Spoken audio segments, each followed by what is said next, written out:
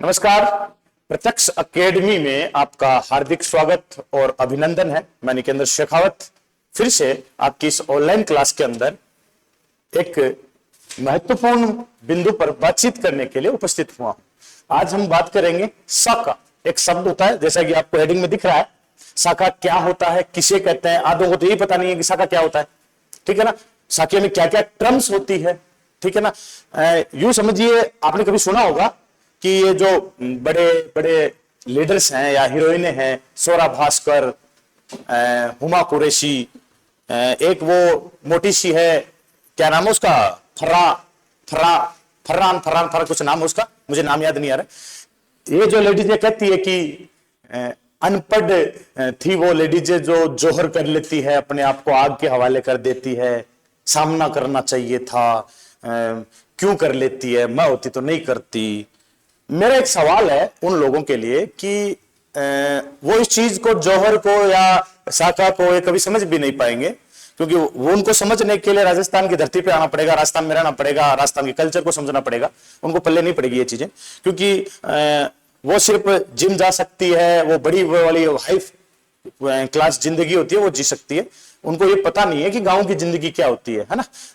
दिन भर पूरा खेत का काम करके और शाम को 40 लोगों की रोटी बनाना, एक चूल्हे के पास बैठे रहना, और गोद में बच्चा है, वो लेडीज उठती तक नहीं है, तो वो एक जिम से बहुत बेहतर एक्सरसाइज है। वो कभी समझ नहीं पाएगी इस चीज को। चलिए मैं मुद्दे पे आता हूं। आज हम उस साके की बात करेंगे। साके को पढ़ने के पहले, सबसे पहले साके में चीजें क्या क्या होनी, ध्यान होनी चाहिए। साका एक शब्द है, ठीक है, एक परंपरा है, एक प्रक्रिया है, एक क्रम है, ठीक है। इसमें क्या क्या होना चाहिए इस साके के अंदर? नंबर एक, इसके अंदर एक चीज होती है, उसको कहते हैं केसरिया। ओके भाई, हमने पता कर लिया। एक चीज होती है, मतलब एक बहुत बड़ी परंपरा है, उसके अंदर एक परंपरा है केसरिया। होली एक त्योहार है, उसमें एक दिन होली आती है और एक दिन दुलंडी आती है, तो ऐसे ही। चलो, इसकी दूसरी परंपरा क्या है, दूसरा क्या चीज है इसमें अंदर? इसके अंदर दूसरी एक चीज और है, और उस चीज का नाम है जौहर।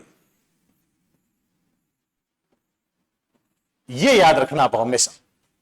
इस चीज को याद रखने के लिए दोस्तों आपको एक चीज याद रखनी है, जौहर की ज्वाला होती है हमेशा, और ज्वाला किसी की नहीं होती है। आपने कभी सुना होगा कि कभी पानी की ज्वाला देखी है? नहीं होती। सिर्फ और सिर्फ जौहर की ही, जौहर में ही होती है। क्यों? उसमें आग होती है। तो इसलिए मैं आगे वाली बात तो आप समझो या ना समझो, इसलिए लिखा थी मैंने, आपको इतना ज्यादा नहीं लिखना, लेकिन एक टर्म्स के अनुसार केसरिया और जौहर मिलकर क्या बनते हैं? साका। केसरिया और जौहर मिलकर क्या निर्माण करते हैं? साका, ठीक है। अब मैंने आगे लगा रखा है चित्तौड़, तो यानी मैं पढ़ाऊंगा आपको चित्तौड़ के साके, चित्तौड़ के सभी साके। मैं चालू करूं कब हुआ आपको पता भी है, आप में से कई डेट जानते भी हैं बहुत सारे लोग, ठीक है। लेकिन सबसे पहले इन शब्दों पे बात कर लेते हैं। ये क्या है, मामला क्या? चलो इतना तो याद हो जाएगा हमें कि केसरिया प्लस जौहर बराबर शाखा। एक मैथ का सा सवाल है ये, ठीक है। लेकिन केसरिया क्या है, जौहर क्या है? चलो देखो, सुनो पहले बात ध्यान से। आमतौर पे प्राचीन काल में क्या होता था कि सामने से 1 लाख की सेना आ रही है, इनके पास है 25,000, ठीक है, सामना नहीं हो सकता। क्या होता था, सुरक्षा के लिए दुर्ग सबके होते थे, दुर्ग सबके होते थे, ठीक है। उन दुर्गों में वो सब सुरक्षित महसूस करते थे, इसलिए निर्माण होता था उनका। दुश्मन दरवाजे पे आके बैठ जाता था, 1 लाख सैनिक आगे बैठ जाते थे, ये बंद करके अंदर बैठ जाते थे, क्योंकि अंदर सब कुछ व्यवस्था है खाने पीने की। क्यों? एक व्यवस्था थी कि या तो थक हार के 12-6 महीने में चला जाएगा, लेकिन कुछ ऐसे ढीठ होते थे जो नहीं जाते थे, ठीक है। अब जब नहीं जाते थे, अनाज खत्म हो चुका है, पानी खत्म हो चुका है, मरना तो वैसे भी है, तब इनके यहां ये क्रम होती है। ये कोई ऐसा नहीं है प्रोग्राम कि आक्रमण हो गया चलो भागो आग में कूद जाओ, नहीं, ये प्रोग्राम होता है, पूरा फंक्शन होता है। एक हवन होते हैं, यज्ञ परंपरा होती है, 20 दिन पहले प्रोग्राम स्टार्ट हो जाता है जिस दिन करना है। क्यों? क्योंकि अब सारे के सारे पुरुष तो जाएंगे युद्ध में, और जब वो युद्ध में जा रहे थे तो उनकी घरवाली सारी बोली कि भाई तुम तो चले जाओगे, सामने 1 लाख है, तुम 25,000 है, मारे जाओगे सारे के सारे, हम किसके सारे जिएंगी, हमारा क्या होगा। और उस जमाने में दुश्मन की बीवी बच्चों को पकड़ लेना, बेच देना, गुलाम बना लेना आम बात थी। मध्यकाल चल रहा है दोस्तों ये, क्योंकि मिडाइवल में जो एक विदेश अरबी और तुर्की की एक जो ज्वाला हमारे देश की तरफ बढ़ी थी ना, उनके कोई मानवीय मूल्य नहीं होते थे, उनकी कोई एथिक्स नहीं होते थे, कोई वैल्यू नहीं होती थी उनकी। हमारे यहां क्या वैल्यूज थी कि भागते हुए दुश्मन पर वार नहीं करना है, भागते हुए दुश्मन पर वार नहीं करना है, उनकी कोई वैल्यूज नहीं थी। तो उन्होंने कहा कि भैया तुम, हम वापस तो आएंगे नहीं, तुम एक काम करो, तुम सारी की सारी जोहर कर लो, आग के हवाले कर देना, ठीक है। तो जब सारे के सारे बेसिक, एक ही सिंपल शब्दों में बोलूं मैं एक बार, सारे के सारे पुरुष युद्ध में जाते हैं, सिर पर केसरिया बांधते हैं वो, इसलिए इस ड्रम का नाम केसरिया है, ठीक है। ये केसरिया उन्हें प्रजा देती है कि आपको रक्षा करनी है राष्ट्र की, और वो सारे के सारे वीर गति को प्राप्त होते हैं। लेकिन वो जाने से पूर्व वो अपनी सभी लुगाइयों को आग में धकेल के जाते थे, अपनी सभी लेडीजों को आग में डाल के जाते थे, क्योंकि हम द्वितीय शाखे के अंदर 2 लाइनें पढ़ते भी हैं, फत्ता नाना गिग्गा गिगली आग में डल्या। छोटे छोटे बच्चे जो कल पैदा हुए थे, 5 दिन पहले पैदा हुए थे, उनको भी वो कैसे कोई बाप डाल सकता है, वो उनको आग में डाल के पता चला गया था। चलिए, तो आपको बेसिकली समझ में आ गया, पुरुष सारे केसरिया करेंगे और जोहर हमेशा कौन करेगा, महिला करेगी, या रानियां करेगी, या उनकी जो भी पत्नियां हैं, जो भी है पीछे का कामकाज संभालती है। तो बेसिकली साखे में 2 चीजें होती है, केसरिया और जोहर, और दोनों को मैंने अलग अलग समझा भी दिया आपको। केसरिया बांधकर पुरुष युद्ध में वीर गति को प्राप्त होते थे, लड़ते थे और वापस लौट के नहीं आते थे। तो पीछे अपने सतीत्व की रक्षा के लिए, अपनी इज्जत की रक्षा के लिए रानियां अपने आप को अग्नि के हवाले करती थी, अग्नि स्नान करती थी, और इसको जोहर नाम दे दिया गया। जब ये दोनों चीजें एक साथ हो जाती है तो उसको हम कहते हैं एक शाखा। एक क्या हो चुका है, शाखा हो चुका है। ऐसे ही चित्तौड़ में 3 शाखे हुए हैं। अगला हमारा बिंदु है चित्तौड़ के शाखे।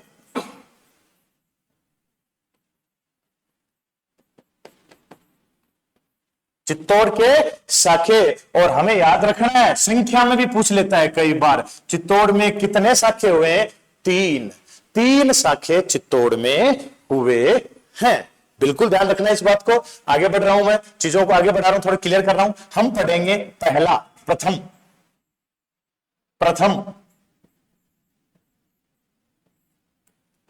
ठीक है। सबसे पहली बात पहले शाखे की, पहले शाखे में कब हुआ था, क्या नहीं हुआ था, 1303 एक डेट याद रखनी है आपको, 1303 एक डेट, सवाल आता है एग्जाम में, 1303, ठीक है, क्योंकि अगस्त 1303 में अलाउद्दीन खिलजी का चित्तौड़ पे अधिकार हो गया था।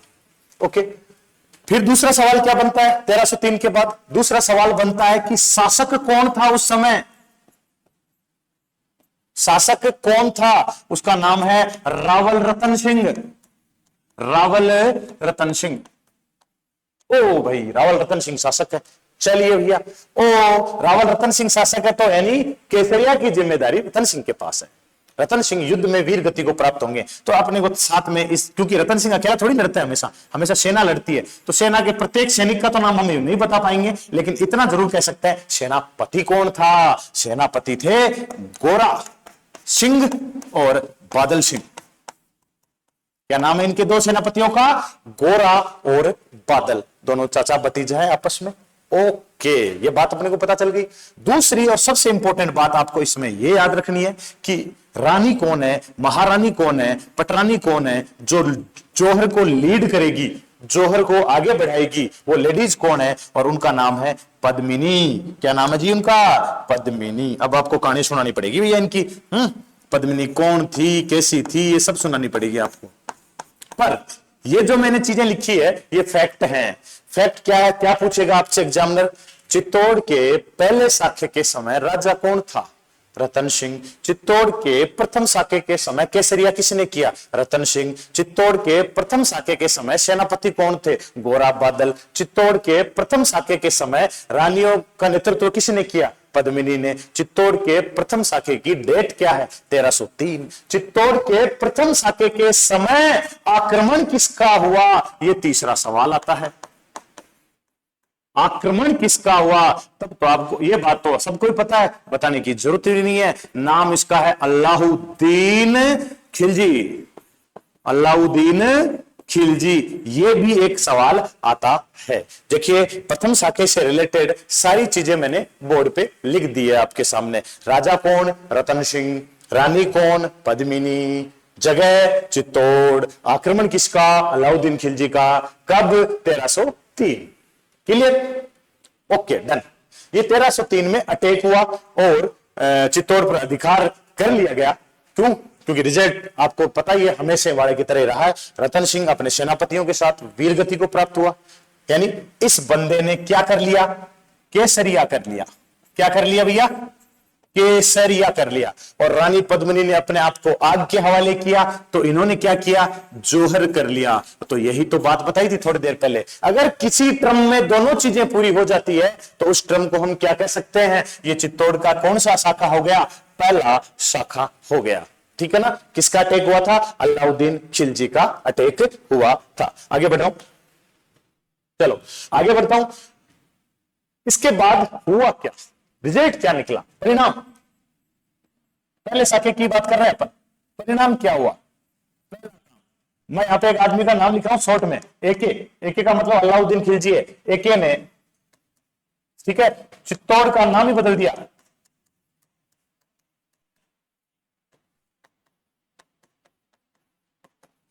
चित्तौड़ का नाम ही बदल दिया। क्या था? खिजराबाद। चित्तौड़ का नाम बदल के क्या कर दिया बच्चा? खिजराबाद नाम कर दिया गया। ये याद रखना है, इंपॉर्टेंट है। कई बार एग्जाम में पूछा गया चित्तौड़ का नाम बदल के अलाउद्दीन खिलजी ने क्या कर दिया था? खिजराबाद कर दिया था। दूसरी बात, ये तो एक निर्णय। दूसरा निर्णय क्या किया इसने? दूसरा, चित्तौड़ का प्रशासक बनाया। चित्तौड़ का प्रशासक अपने बेटे को ही बना के गया है। और बेटे का नाम जान जाओगे तो आपको बातें भी क्लियर हो जाएगी। प्रशासक कौन बना? उसका नाम है खिजर खां। इसका बेटा है, तो अपने बेटे के नाम पे इसने इसका नाम शायद खिजराबाद रखा होगा। अब सुनो मेरी बात। परिणाम हो गए। चलो, जब हम इस आक्रमण के कारणों पर जाते हैं तो उनमें एक कारण आता है, वो मैं बताना चाहूंगा। उसमें कुछ इतिहासकार कहते हैं, हालांकि दशरथ शर्मा जी ही समर्थन करते हैं, बाकी तो नहीं करते हैं। बाकी तो इस कहानी को कल्पना मात्र की मानते हैं। ठीक है ना? है ना? उसमें एक कारण है कि अलाउद्दीन खिलजी ने पद्मावती को पाने के लिए आक्रमण किया।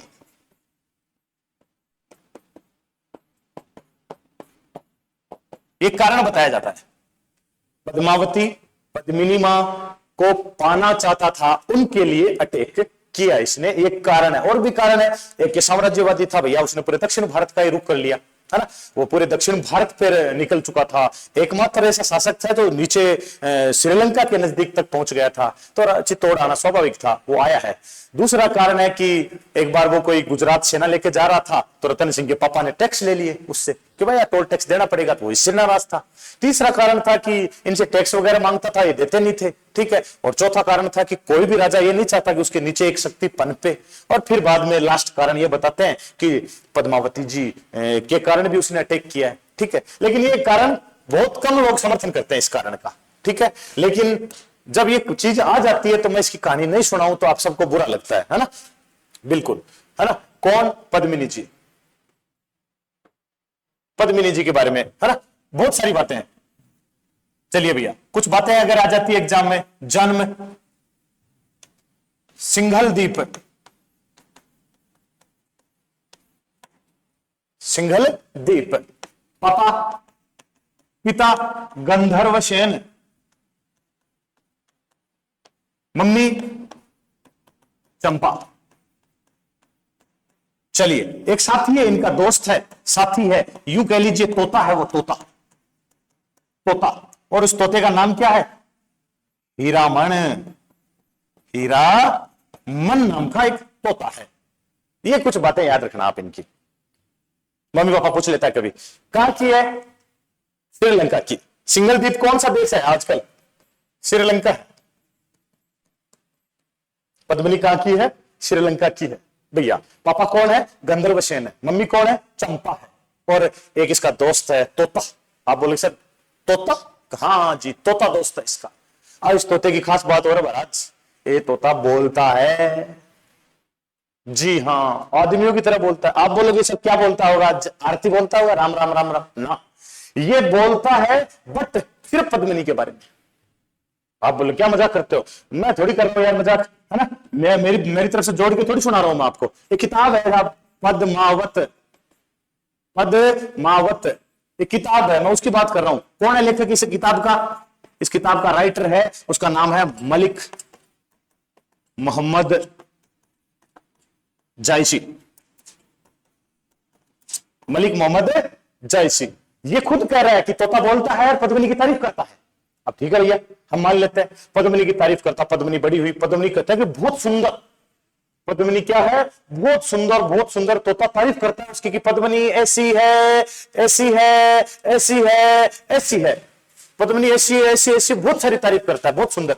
पद्मिनी के लिए योग्य वर की तलाश में तोता एक दिन कहते हैं कि इंडिया आता है, इंडिया में राजस्थान आता है, राजस्थान में उसको एक शिकारी पकड़ लेता है और शिकारी पकड़ के रतन सिंह को गिफ्ट में देता है। रतन सिंह ने उसको महल में लगा लिया। अब महल में वो डेली बोले, रतन सिंह एक दिन शेरवानी पहन के तैयार होकर बैठे, बोले कैसा लग रहा है बता, क्या पानी कम है, पद्मिनी का नौकर लग रहा है, रामू का कसा, कोई मतलब वाली बात नहीं है, पद्मिनी बहुत सुंदर है, पद्मिनी बहुत सुंदर है, पद्मिनी बहुत सुंदर है। सोचो एक आदमी एक दिन सुने, 2 दिन सुने, 3 दिन सुने, 4 दिन सुने, 5 दिन सुने, 6 दिन सुने, 7 दिन, 8 दिन, 10 दिन, 15 दिन, 20 दिन और 1 महीने तक यही बात सुने, परेशान होगा कि नहीं होगा। और रतन सिंह परेशान हो गए। रतन सिंह ने अपने दोस्त से एक जहाज उधार लिया और तुरंत निकल पड़े श्रीलंका के लिए। श्रीलंका पहुंचे, श्रीलंका पहुंचे तो पद्मिनी जी के पानी के लिए कहते हैं कि पैसा, साथ में जो पैसा पासा था, धन धन था, वो सब समाप्त हो गए। भिखारी, भीख मांगने वाली सी नौबत आ गई थी। एक दिन गंधर्व सेन जी ने मंदिर में देखा और बोला यार आप भिखारी लगते तो नहीं हो, आप तो कोई राजकुमार से नजर आ रहे हो। साहब राजकुमारी हूं, कहां के, मेवाड़ का राजा हूं, रावल रतन सिंह। मेवाड़ की अब तक इतनी ख्याति पहुंच चुकी थी, उनको पता चल गया था कि अच्छा मेवाड़ के रावल रतन सिंह है। यहाँ पे क्यों, कि यहाँ कारण बता दिया कि मैं पद्मिनी के लिए आया हूं। और गंधर्व सेन की इतनी औकात नहीं कि इनको मना कर दे, और उन्होंने शादी कर दी और शादी की, विवाह हो गया। और रानी पद्मिनी जी कहां आ गई अब, श्रीलंका से सीधी पहुंची मेवाड़। मेवाड़ पहुंची, मेवाड़ में एक आदमी था, उस आदमी का नाम है राघव चेतन, पुरोहित है एक तरह से, है ना। उस आदमी का नाम क्या है, राघव चेतन, पुरोहित है। और कहते हैं उससे मुलाकात करवाई पद्मिनी जी की रावल रतन सिंह जी ने, और उसको देखते ही राघव चेतन बेहोश हो गया, उसको जगाया गया। रतन सिंह जी बोले कि साहब पंडित जी क्या हाल चाल, दूसरों की लुगाई देख के बेहोश हो जाते हो, शर्म नहीं आती। आप आज के बाद अगर दिखाई दे दिए ना मेवाड़ में तो जान निकल गया। और ये सीधा यहां से निकला, बदला लेने के लिए पहुंचा दिल्ली। और दिल्ली में कौन है, अलाउद्दीन खिलजी। और उसके जाके बोलता है पद्मिनी बहुत सुंदर है, पद्मिनी बहुत सुंदर है, पद्मिनी बहुत सुंदर है, पद्मिनी बहुत सुंदर है। और अब तोते की जरूरत ही नहीं है, तोता अब राघव चेतन बन गया है। और कहते हैं कि अलाउद्दीन खिलजी उसकी बातें सुन के अटैक करता है। ठीक है, कहानी आगे कहती है पद्मावत की कहानी, मैं आपको पद्मावत की कहानी सुना रहा। कहानी आगे कहती है कि अलाउद्दीन खिलजी सेना लेके आया और उसने कहते हैं चित्तौड़ का घेरा डाल के बैठ गया चारों, चित्तौड़ का घेरा डाल के बैठ गया। कहते हैं कि 8 माह तक वो घेरा डाल के ही बैठा रहा, पर अंदर जाए कैसे, क्योंकि चित्तौड़ दुर्ग में प्रवेश करना नॉट ए स्मॉल थिंग्स, बच्चों का खेल नहीं है। चित्तौड़ चित्तौड़ है भैया, गढ़ तो चित्तौड़ है, बाकी सब गढ़ैया। कहते हैं कि फाइनली उसने दिल्ली से भी उसकी खबरें आने लग गई कि यार गड़बड़ है गड़बड़ है। और उसने रतन सिंह को मैसेज किया कि आप अपनी रानी की एक बार मुझे एक तस्वीर दिखा दीजिए, व्हाट्सएप कर दीजिए, ईमेल कर दीजिए, मैं चला जाऊंगा। रतन सिंह राजी हो गए कि चलो भाई इतनी बड़ी मार काट नरसंहार, इतना बड़ा युद्ध चल रहा है, एक फोटो से तो अपने को दिखा देनी चाहिए। कहते हैं कि चित्तौड़ में बहुत बड़े बड़े आईने लगाए गए, उस आईने के सामने पद्मिनी को खड़ा किया गया, उसका प्रतिबिंब नीचे तालाब में गिराया गया और यहीं से किसी अलाउद्दीन खिलजी ने उसके क्या किए थे, दर्शन किए थे। ये पूरी प्रक्रिया हुई। और कहते हैं कि जब दर्शन करने के बाद सोचा दोस्ती हो गई, और रतन सिंह को जब छोड़ने जा रहे थे, पहला पोल राम पोल पार किया, भैरव पोल पार किया, 7 दरवाजे चित्तौड़ में, और लास्ट पाटन पोल पार किया। और वहां पे कहते हैं कि रतन सिंह को बंदी बना लिया गया और बंदी बना के दिल्ली ले गए।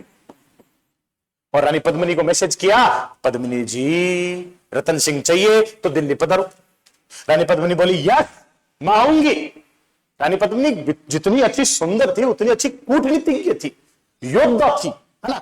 और कहते हैं कि मैं आऊंगी, पर उसने अलाउद्दीन खिलजी को लेटर में बोला कि देख तू है तुर्क शासक, अरबी तुर्की थे, ठीक है, मैं हूं महारानी पद्मावती, नाम तो सुना ही होगा। दक्षिण भारत की अखबार उठा के देख ले कभी भी, कर्नाटका केरला के, उसमें फोटो आती रहती है मेरी। मेरे कम से कम 1600 तो दासियां हैं। कोई मेरा फोन चार्ज करके रखती है, कोई मुझे मैगी खिलाती है, कोई मुझे मेरी मतलब कपड़े पहनाती है। तू मुझे अफोर्ड नहीं कर पाएगा, तेरे बस की बात नहीं है। अब अलाउद्दीन खिलजी बावड़ा तो था ही, उसने कहा अरे आप आइए, आपकी 1600 है, 1600 और खड़ी कर दूंगा मैं साथ में, है ना, आपको तो जमीन पे नहीं चलने देंगे। ठीक है, तू कहता है तो मैं मानती हूं तेरी बात, मैं 1600 रानी दासियों के साथ आऊंगी, मेरी 1600 पालकियां आएगी, और मेरी पहली शर्त है उन पालकियों को कोई को भी चेक नहीं किया जाए। अलाउद्दीन खिलजी बोला ओके डन। मेरी दूसरी शर्त है मैं आऊंगी पहले रतन सिंह से मिलूंगी फिर तेरे पास आऊंगी, डन। मेरी तीसरी शर्त है राघव चेतन का सर चाहिए मुझे पहले आने से पहले, काट के। बोला डन। राघव चेतन को दूर बैठी बैठी मरवा दिया उसने, मेवाड़ में बैठी बैठी। सोच के देखो एक बार, कितनी बड़ी कूटनीतिज्ञ थी रानी पद्मावती जी। रानी पद्मिनी आई, 1600 रानियों के 1600 रानी दासियों के स्थान पे मूसल बिठा दिया। 150 किलो का ढाई क्विंटल ढील का ढाकी आदमी बैठा पालकी का। पालकी आ रही है, रानी गई, रतन सिंह को मिली, पहले वहीं 5-7 गार्ड खड़े थे, उनको मार दिया। रानी बहुत बड़ी योद्धा थी, रतन सिंह को छुड़ा के ले गई। इधर वो 1600 पालकियां जा रही थी तो मुगलों को डाउट हुआ कि ये पालकियां दबी हुई है, इनको पसीने आ रहे हैं उठाने वालों को। भाई लड़कियां बड़ी थोड़ी सॉफ्ट होती है, वजन कम होता है। माइंड डील को डाको बैठे, डील की डाकी बैठे अंदर। उन्होंने चेक किया, अंदर से 4 योद्धा बाहर निकले, महिलाओं की ड्रेस पहन रखी थी, और मारकाट मची यहां पे भयंकर वाली। कहते हैं कि इतना समय मिल गया था रतन सिंह को कि पद्मिनी को आराम से वो मेवाड़ पहुंच सके, और ये 1600 के 1600 वीर गति को प्राप्त हुए सारे के सारे। ठीक है, और जैसा कि आपने देखा होगा कि कई जगह सुना होगा आपने, गिरी सुमेल के युद्ध में सुना होगा, और कई युद्धों में सुना होगा कि सर कट गए धड़ लड़ते हैं। तो यहां पर भी वही प्रक्रिया हुई थी, सर कट गए थे, धड़ लड़े थे इनकी कई देर तक, बहुत देरों तक, और फाइनली लास्ट में शांत हुए थे। क्योंकि ये एक प्रक्रिया ही है, पहले होता था ये, किसी वंश के परिवार में 5 बेटे, 6 बेटे, 8 बेटे नॉर्मल होते थे पहले, और उनमें से किसी एक के अंदर भवानी होती थी।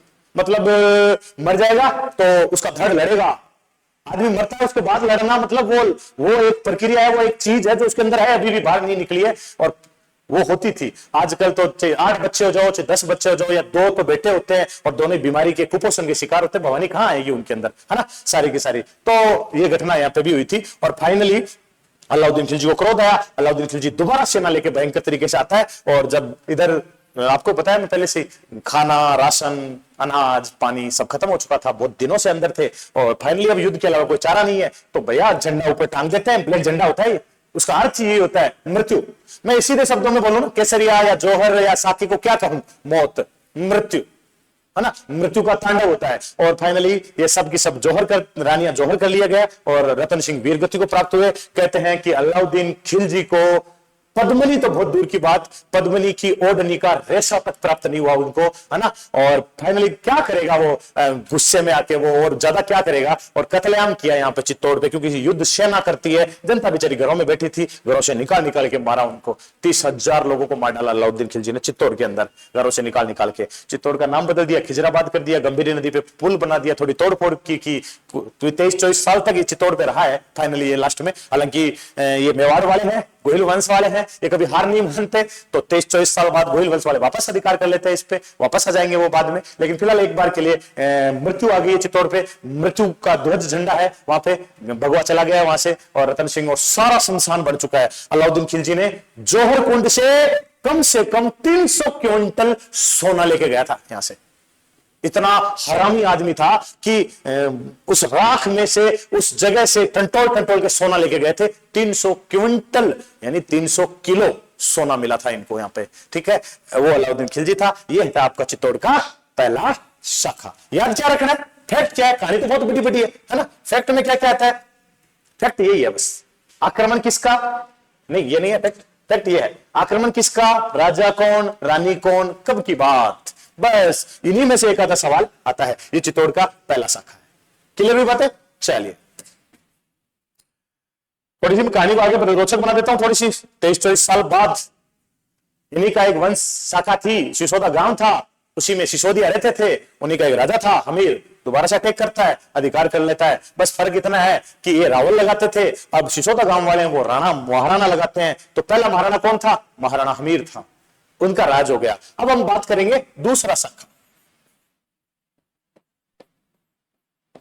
कौन सा शाखा? दूसरा शाखा। फैक्ट वही है सारे के सारे। पहली बात तो 1535, आपको कई किताबों में ये 1534 मिलेगा, ठीक है। आप बोलोगे सर आप क्यों 35 लिखा रहे हो?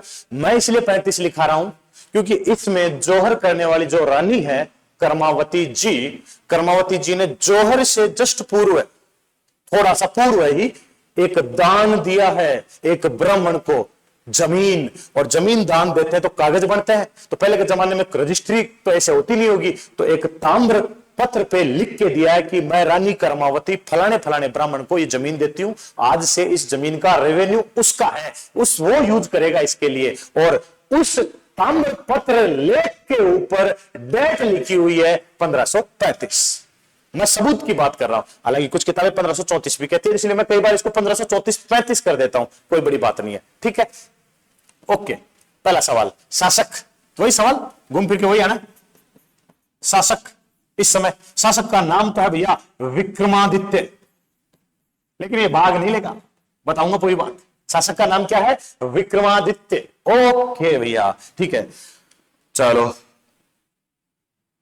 दूसरी बात, आक्रमण की बात करेंगे। यहां पे कुछ सोचना है, लेट आएगी आपके पास, आ जाएगी। आक्रमण की बात करें, आक्रमण करने वाला आदमी है बहादुर शाह गुजरात।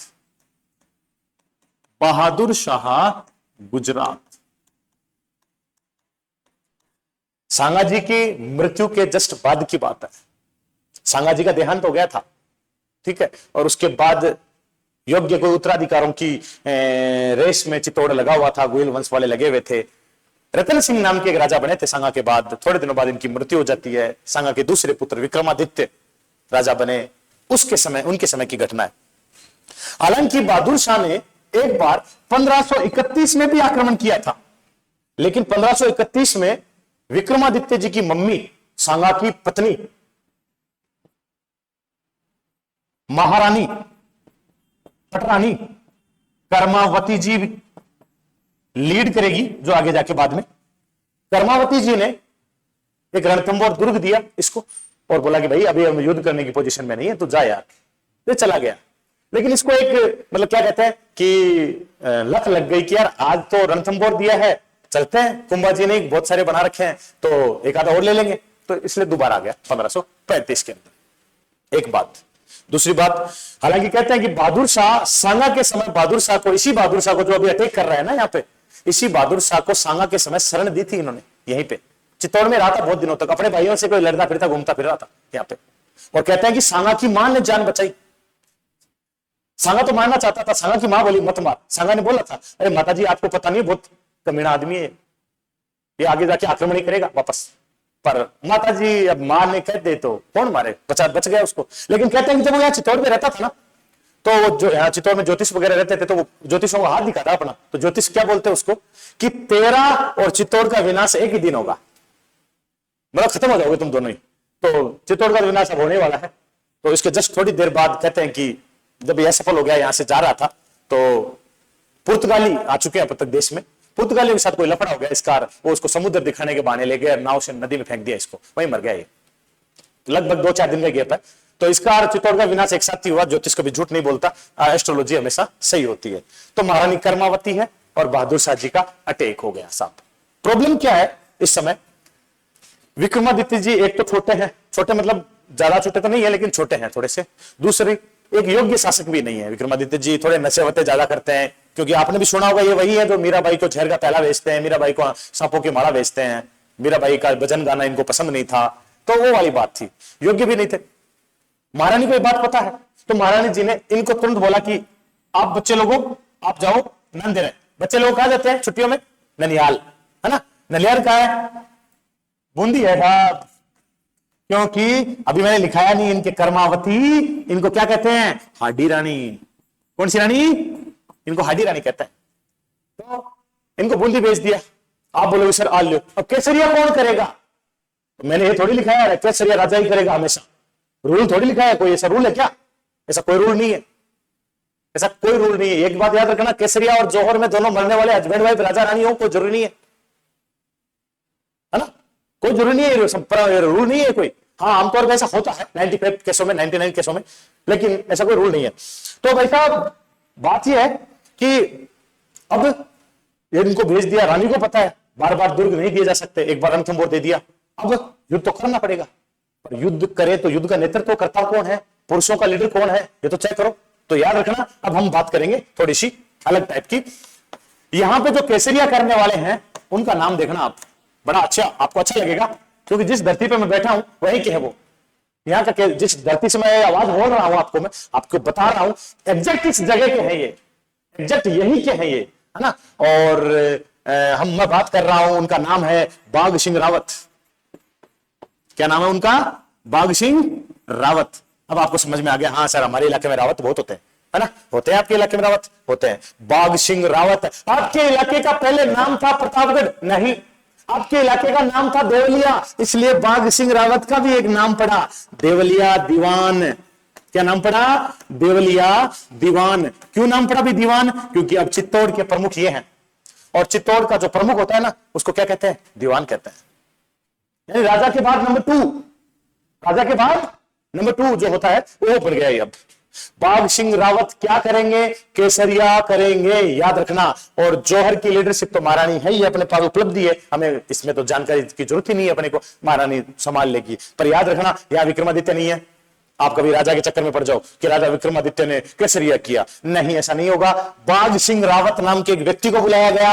ये व्यक्ति कहां का था? देवलिया का था। देवलिया किसका नाम है? प्रतापगढ़ का प्राचीन नाम है, और प्रतापगढ़ का था ये। और इस बाघ सिंह रावत को चित्तौड़ का दीवान बनाया गया, एडमिनिस्ट्रेशन बनाया गया, प्रशासक बनाया गया, प्रमुख बनाया गया। इसने जिम्मेदारी ली थी ये बाघ सिंह रावत। हालांकि खानवा के युद्ध भी लड़के आए हैं, पर बच गए थे खानवा के युद्ध में, मरे नहीं थे, तो इसलिए अब काम आ जाएंगे देश के लिए, है ना। तो फाइनली बाघ सिंह रावत ने केसरिया की जिम्मेदारी ली। चलो मैं सही तरीके से लिख देता हूं ताकि आपको भविष्य में याद नहीं रहे, भविष्य में दिक्कत नहीं रहे। याद तो क्या रहे, याद तो करना ही है ना, मैं कुछ भी बोल देता हूं ऐसे। केसरिया बाघ सिंह रावत, ओके। जौहर कर्मावती, ये याद रखना ना, कुछ फैक्ट होते हैं, जरूरी होते हैं। आक्रमण बहादुर शाह, ओके। और समय 1535। ये चीजें हैं, ये अटैक हो गया था और फाइनली रिजल्ट वही निकलता है ना। रानी ने जौहर किया और बाघ सिंह रावत सभी साथियों के साथ वीर गति को प्राप्त हुए, ठीक है। और बाघ सिंह रावत की छतरी बनी हुई है पाटनपोल पे। पाटनपोल का है चित्तौड़ में, चित्तौड़ का मुख्य दरवाजा है पाटनपोल, मुख्य दरवाजे पे छतरी बनी हुई है इनकी। ये याद रखने वाली बात आपको, है ना। तो दूसरा शाखा हो चुका है। इसी दौरान आप एक कहानी भी सुनते हो, रानी कर्मावती ने दिल्ली के बादशाह हुमायूं को राखी भेजी थी। आप एक कहानी सुनते हो, जी हां भेजी थी, ठीक है ना। अब थोड़ा सा इस चीज को समझोगे ना,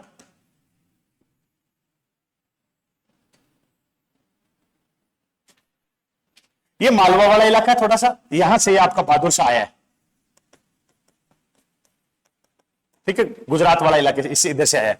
अब दिल्ली से जब ये चला था हुमायूं, तो हुमायूं को कहते हैं कि बहादुर शाह ने कह दिया कि तो धीरे धीरे, हुमायूं एक्चुअली पहले मालवा के लिए आ रहा था, उसको चित्तौड़ से इनसे मतलब नहीं था कि मैं मालवा छीनूंगा, तो इसने कहा कि तो धीरे धीरे आ, मालवा ले जाना चाहिए, है ना, मैं तब तक चित्तौड़ को अटैक करता हूं। इन दोनों में आपस में कोई सूझबूझ हुई होगी, आपस में कोई बातचीत हुई होगी, तो इसलिए वो थोड़ा लेट ही आया, ठीक है। फाइनली ये सारा काम कर चुका था, लेकिन आया जरूर हुमायूं, ये बात ध्यान रखनी है अपने को, आया हुमायूं। और हुमायूं ने आया तो ये भाग गए यहां से, कहते हैं, और हुमायूं ने वापस विक्रमादित्य को राजा बना दिया और चला गया बाद में, कोई दिक्कत वाली बात नहीं है। लेकिन ये जब वापस गुजरात की तरफ जा रहा था, वापस भाग के यहां से, ठीक है ना, तो पुर्तगालियों के साथ लड़ाई के अंदर मारा जाता है। पुर्तगाली उसको जहाज से नीचे फेंक देते, समुद्र वाले जहाज से या नाव से, और डूब के मर जाता है। तो बहादुर शाह मर जाता है, इसमें कोई दिक्कत वाली बात नहीं है। तो चित्तौड़ का ये जो शाखा है ना, ये इंपोर्टेंट है, 1535 वाला, और उसमें बाघ सिंह रावत हीरो है। बाघ सिंह रावत हीरो है, जिसकी छतरी पाटनपोल पे बनी है। रानी का नाम क्या है? कर्मावती है। ये भी बड़ा भयंकर शाखा है, ठीक है। चलिए मैं अब आगे बढ़ रहा हूं, हम बात करेंगे अब तीसरा।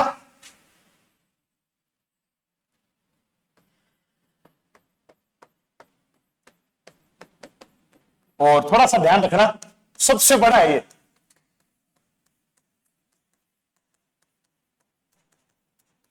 कौन सा शाखा? सबसे बड़ा शाखा यही है साहब। फैक्ट देखते हैं थोड़े से, हमें पता भी होना चाहिए केसरिया कौन करेगा क्या नहीं करेगा, जौहर कौन करेगा, आक्रमण किसका है और समय क्या है। समय 1567-68। आप बोलोगे सर दोनों? हाँ जी, क्योंकि आक्रमण अक्टूबर में होकर फरवरी में खत्म होता है, तो ये मानना ही पड़ेगा आपको। 67-68 आक्रमण किसका? अकबर का हुआ है वैसे। अब मैन मुद्दे केसरिया और जौहर है ना, तो मैं पहले फिलहाल थोड़ी सी यहां बात करता हूं। शासक कौन है? शासक का नाम है महाराणा उदय सिंह। शासक कौन है? महाराणा उदय सिंह जी राजा हैं। ओके,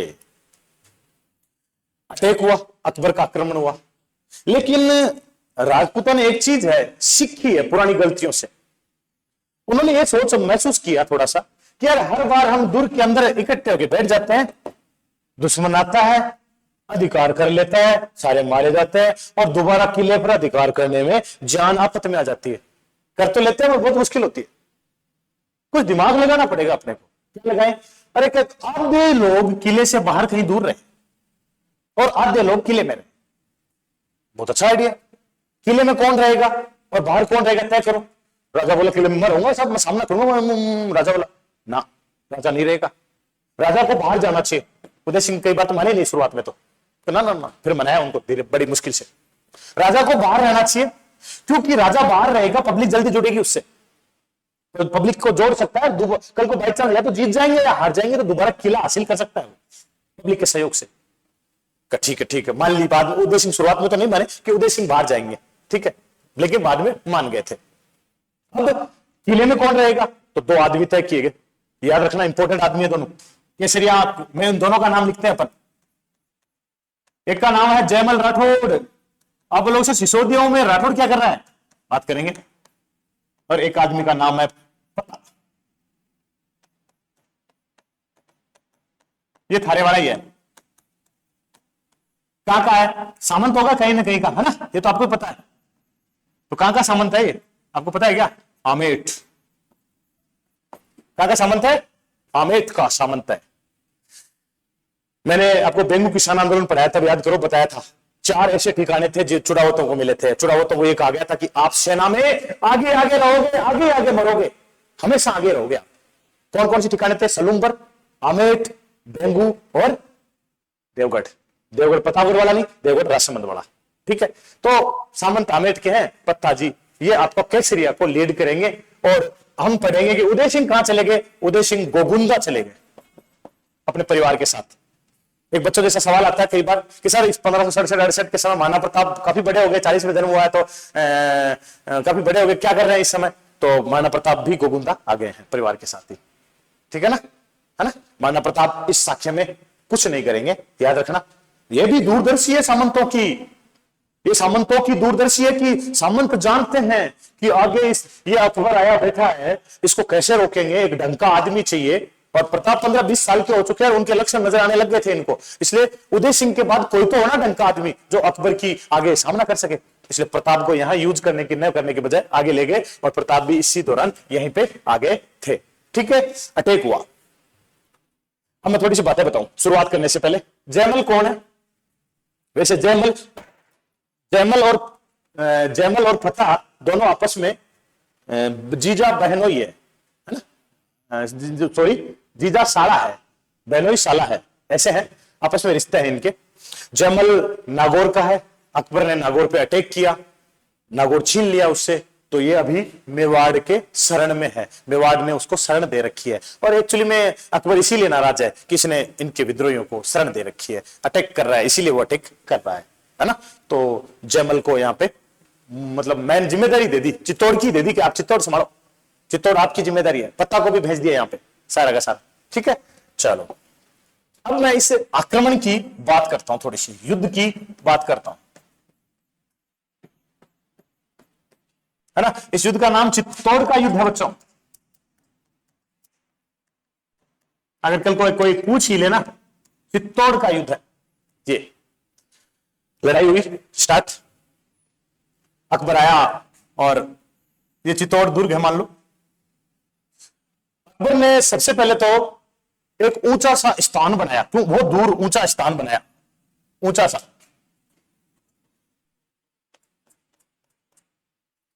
ठीक है, ताकि यहां पे तोप रखकर इस किले को की दीवार को उड़ा सके। ऊंचा स्थान, ऊंचा स्थान बनाने के लिए मिट्टी ला के डालनी पड़ेगी अपने को एक जगह से, लोगों ने डाली। कहते हैं कि अकबर ने एक परात मिट्टी होती है ना, मिट्टी डालने वाली, उस एक परात मिट्टी लाने के लिए एक सोने का सिक्का दिया था, मोहर दी थी, मोहर, ठीक है, तब जाके तैयार हुई थी। इसलिए इस जगह का नाम ही पड़ गया मोहर मगरी, आज भी है। क्या नाम है इस जगह का?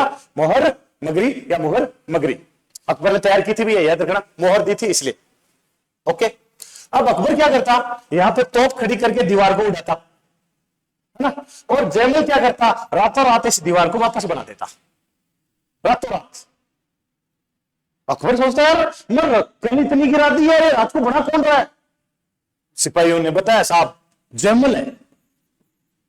जयमल कौन? साहब नागौर वाला। तो वो यहां क्या कर रहा है? साहब वही है सेनापति इस समय प्रमुख।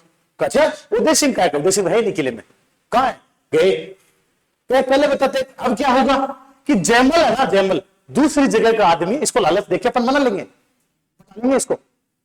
ठीक, अकबर आया इसके पास कि यार जयमल सॉरी यार, तेरा नागौर ले लिया मैंने, है ना, गलती होगी मेरी, एक बार काम कर, तेरा नागौर देता हूं मैं तेरे को, तू मुझे चित्तौड़ दे दे।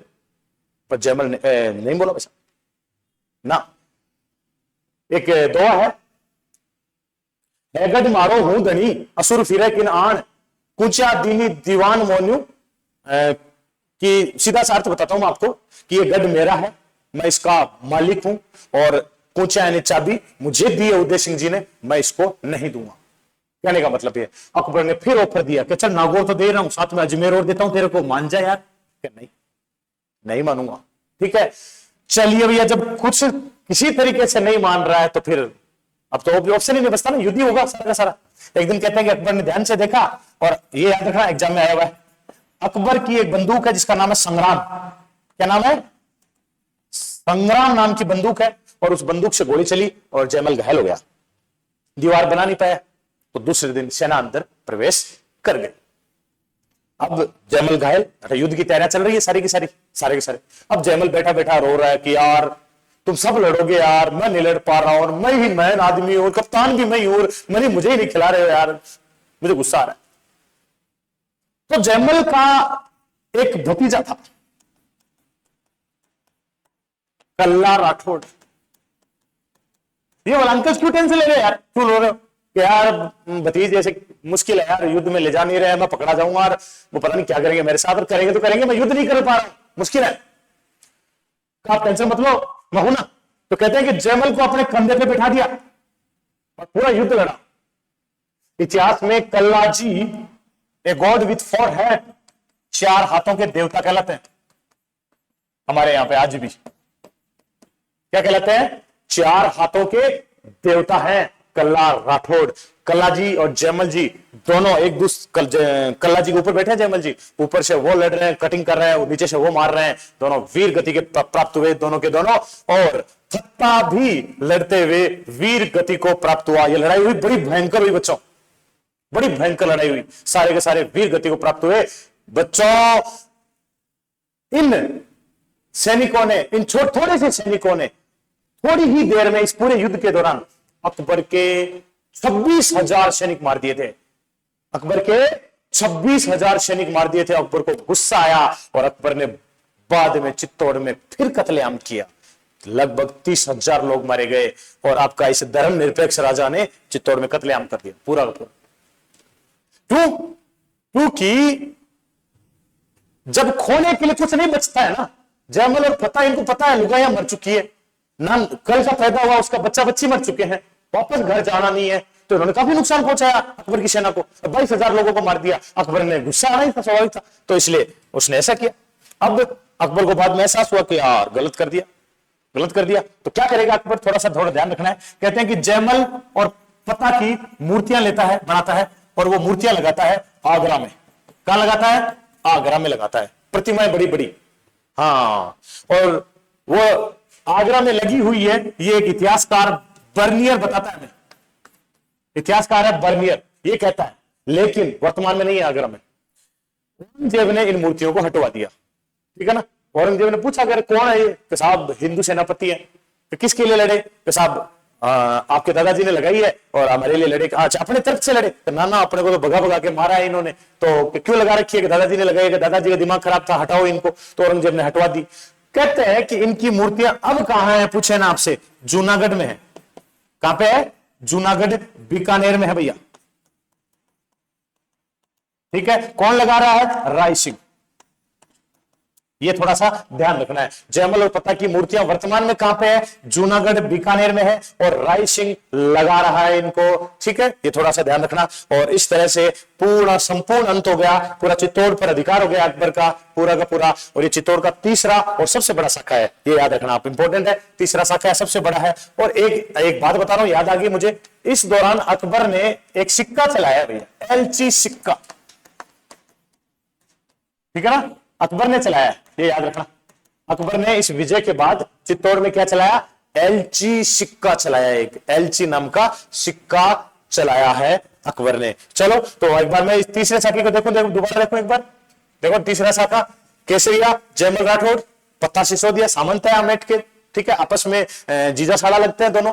जौहर का जिम्मेदारी नहीं बताई मैंने आपको, अब इस पे बात करेंगे। बढ़िया, अच्छा रहा आपने देख लिया रिवीजन। जौहर कौन करता है मैं बताऊंगा अभी आपको। आक्रमण कौन किया? अकबर समेत था, 67-68, ठीक है। अब चलो बात हो रही है जौहर की, तो आप बोलोगे सर जयमल की पत्नी करेगी क्या? ना, जयमल तो सगा है ना, समधी है, समधी है ना, समधी है जयमल, यहाँ का सगा, ठीक है। जयमल की पत्नी कैसे करेगी? रूल आउट भी नहीं होता है ना, तो पत्ता की पत्नी करनी चाहिए ना कायदे से। और आपस में जीजा साला हो रहा है, यानी जयमल की तो बहन है।